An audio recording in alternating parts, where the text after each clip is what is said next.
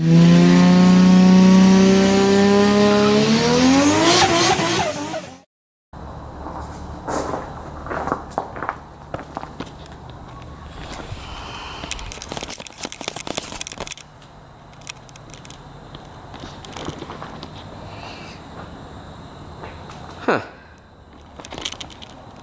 Been a while.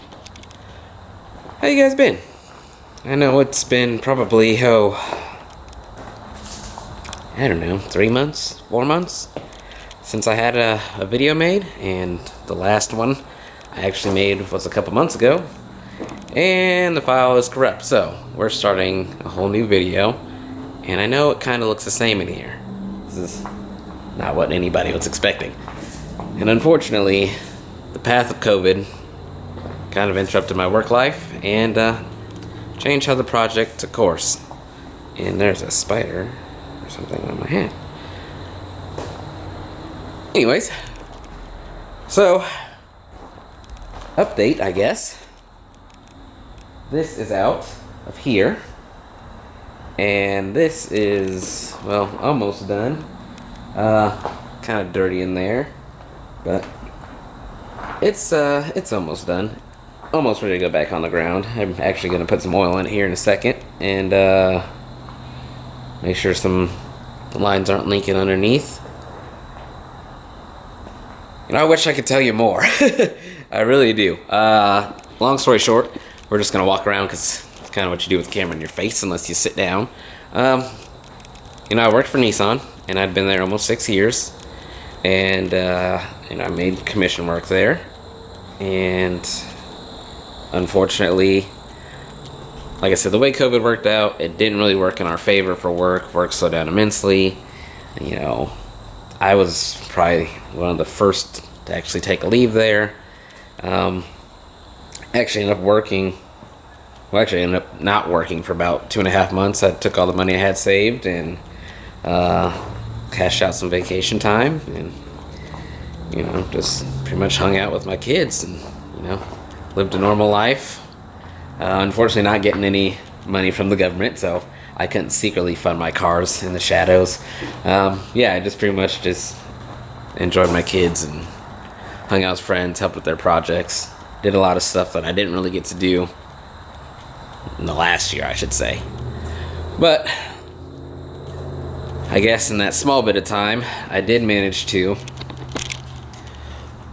pull out the VK, and I did cut my core support to make it much easier, one, to get that out because gravel, as you can tell, it's not friendly for pulling motors out with a engine lift. So this is officially out.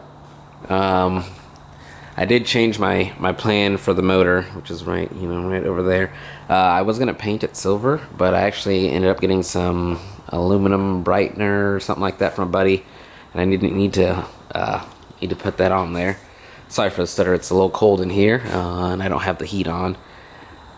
Like I said, with the 240, it's pretty much about ready to go. Just gotta put the intercooler and piping on, make a little notch in the hood, or I say a cutout in the hood for the exhaust, and run my oil drain / return back to the pan. I actually lost my banjo bolt for the power steering pump, so I've got a new line over there, but it's probably not going to go on for a while, and then a belt. Pretty much, I'm just going to get this on the ground this week and get back to it here shortly. As far as the car goes, it pretty much looks the same as I think the last video was, you know. The inside is empty, but there actually is going to be a change of plans on this. Because before, I had showed you guys that I was going to put bucket seats in the rear, and I realized that that wasn't going to work out well with this firewall here because the gas tank's right on the other side. So I actually took a chance to re-look over my video of Chris Forsberg's car, which I will tag in the description below, and I actually kind of re-looked over that video, found a couple pictures online, and learned that they had actually removed this whole upper deck, cut out this firewall, and then they had kind of redone the pan here so that it was pretty much just like, I think they cut this section out here and then made it drop further so that, you know, the seats could actually tuck in here and not get stuck on this and hang crooked. So I'm gonna end up doing the same thing. I'm actually going to be taking my fuel tank out. I'm going to cut all that out, and I don't know if you can see the gas tank back there. Yeah, I really didn't want to have to go this route, but I'm actually going to be picking up an actual tube bender. I have a pipe bender here, but I'm actually going to be picking up a tube bender, and I need to pick up my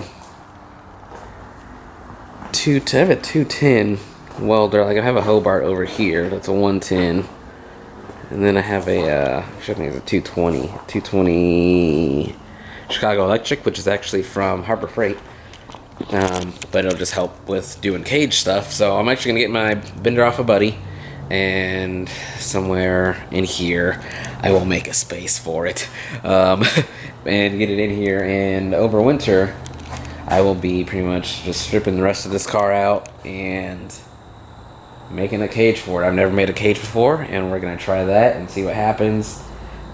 I will still be trying 350Z G swap mounts. I'm not going to be using the ISR. What was ISR? What do you have on his? I think it was ISR, but yeah. I was gonna borrow a buddy's ISR ISIS kit. We ended up putting that motor in his G, and it's about ready. He's got to get a few odds and ends, but you know, fundings with kids and COVID didn't work out that well. So I guess I'll post a picture of what that looks like, at least where we're at with that.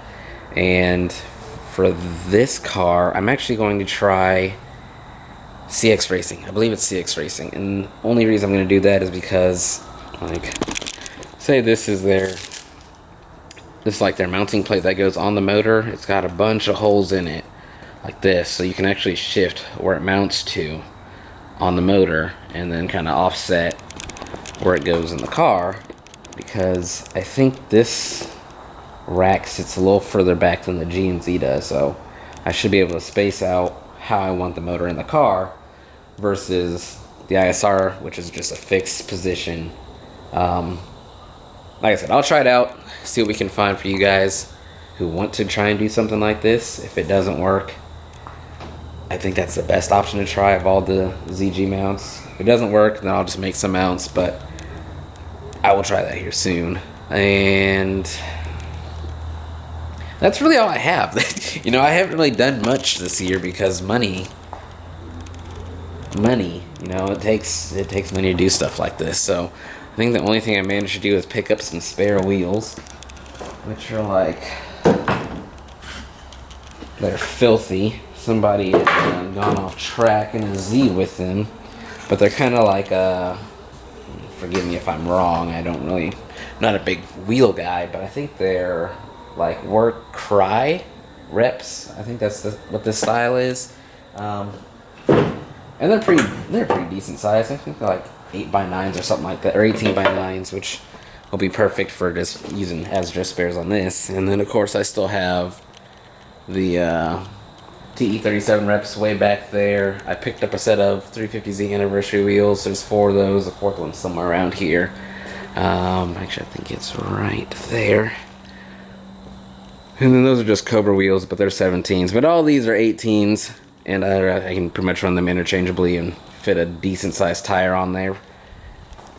But yeah, that's pretty much it. I guess now that I'm not at Nissan, you know, been a few months since I've been out of work, I did actually start another job, and I will be a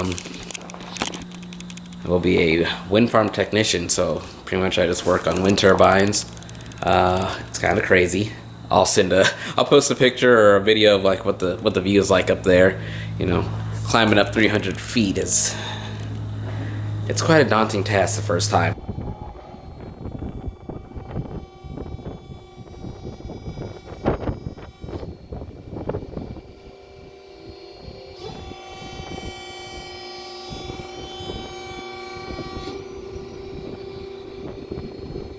But the pay is decent. I started out at a pretty good wage for not knowing the field at all. I'm just bringing over mechanical knowledge that I already have. and I will be able to get back into the project of this car after, you know, I'd probably say December. I know it's kind of a wait, but I have to catch up on bills because, like I said, I haven't been working, so I have to catch up on bills, and then I can actually start this. I think first things I'll get will be the bender. He needs it out of his garage. I'll be getting the wheel clutch pedal like I said I would, and the motor mounts to start trying to get, you know, the new motor and everything in.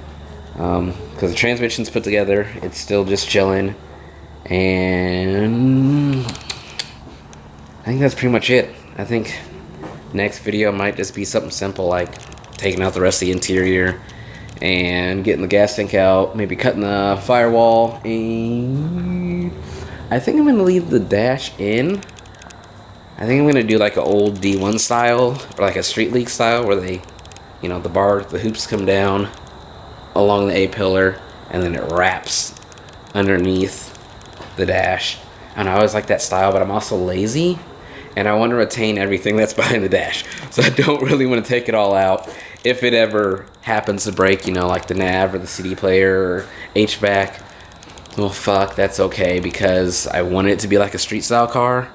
Unfortunately, if I'm gonna be cutting up the firewall in the back to get seats in, I would prefer, you know, people to have a harness bar, or at least people have a harness, and I need to make a bar, so that has to come out. I mean, I could probably make something with the rear strut towers, but